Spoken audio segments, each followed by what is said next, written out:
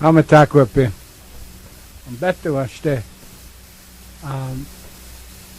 My partner, Dwayne Martin's on his way. He called up and said he's going to be late. My co-host. Also, I'll have another co-host come Friday, be Bruce Whalen. And it's a commentary that we will do, and I'm hoping through Buzz to extend this show to an hour, including today.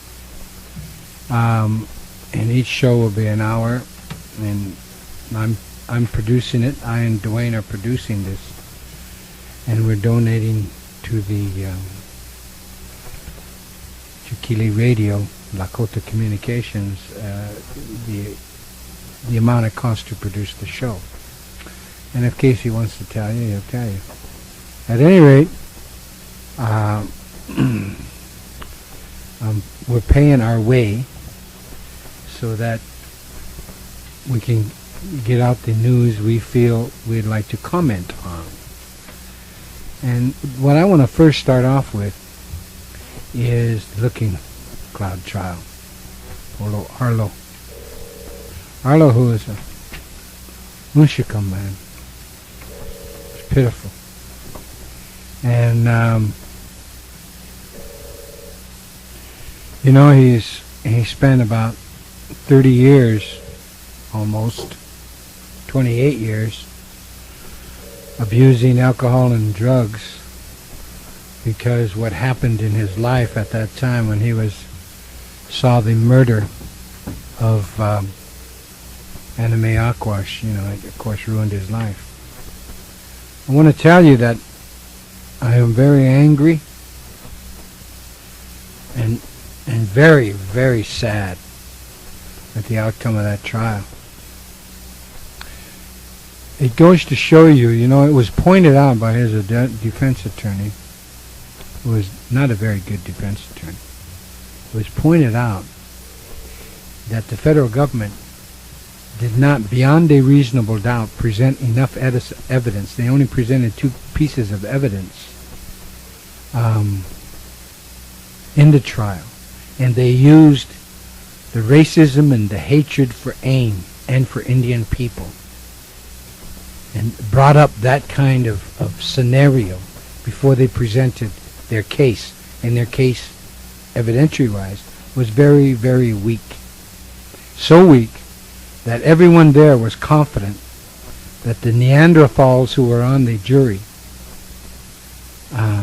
would not succumb to their inherent feeling of racism, and instead would vote for justice and exonerate Arlo at being in the wrong place at the wrong time without an intent to aid and abet a first-degree murder. Now, I just heard Casey on the radio talking about the effect this is going to have on AIM. And I was asked that same question.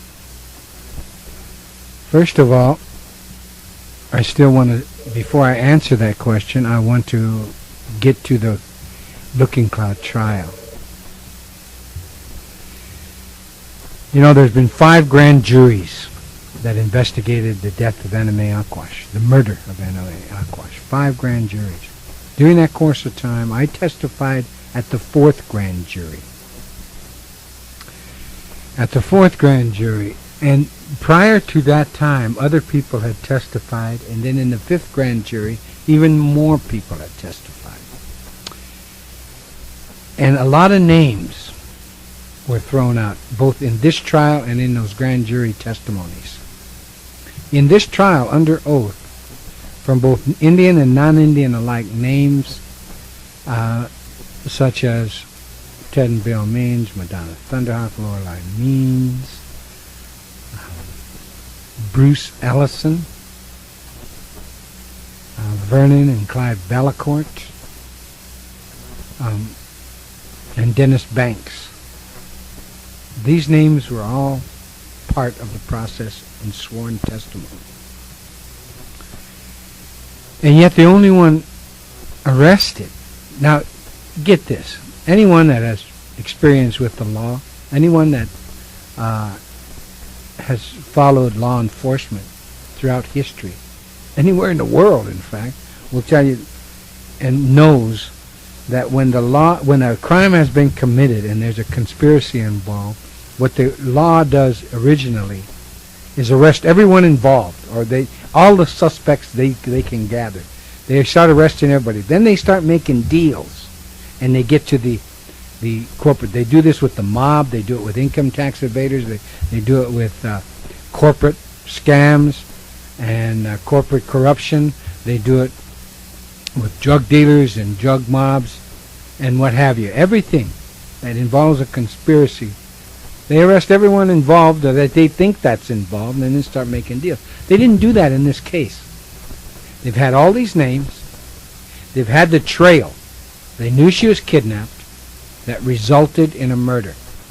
And if they didn't know that she was kidnapped, all evidence pointed towards a kidnapping. All there. Anyway, there was a question there. There's a question of who murdered her. And it was a kidnapping that resulted in murder. And they did not arrest. They didn't follow police procedure. They violated police procedure to this very day. And so who do they arrest? They arrest a humble, pitiful man, Arlo Looking-Cloud, who has spent 28 years on Skid Row in the streets of Denver because he could not forget what happened. And in every instance when law enforcement, including Eckerfe, little Bob Eckerfe, every time little Bob Eckerfe talked to him, Arlo completely cooperated. Now get this. Back in 1995, he was given limited immunity. And so he showed him exactly, reenacted, took him out to the place where she was murdered, reenacted the murder scene, and he was given limited immunity. Then that didn't take effect. The third and fourth grand juries went by and no one was arrested. So a fifth one, and after they know that he's cooperated with the law, they don't give him immunity or limited immunity. They go after him as the murderer, aiding and abetting a murderer. That, I think, should be against the law. You know, convincing a man to give state's evidence because he'll get limited immunity. Then they don't charge him until time goes by, and then they come back and charge him with the entire crime. I think that kind of duplicity, that kind of double dealing is unconscionable and shouldn't be allowed. And his lawyer didn't even bring that up in the case. Didn't bring up the fact that he had been given limited immunity, cooperated, and because of his cooperation, he's now been charged with murder, aiding and abetting. It's amazing how, the Washicha, the Washicha, that's the way he operates against Indian people in this state and in other states, Montana and Oklahoma, that come immediately to mind, and Nebraska, North Dakota, Minnesota, Wisconsin, New Mexico, Arizona, California, Washington, Oregon, Idaho, Nevada, you name it. And that's how we get treated. And so it's totally unfair. But nevertheless, and then you depend on a racist jury with no evidence to convict this man. Now how the prosecution first started its case, from the opening statement through their case, was to bring up the hysteria and the hatred of AIM and Indian people in the early 70s. They only told one side of the story. They didn't tell our story.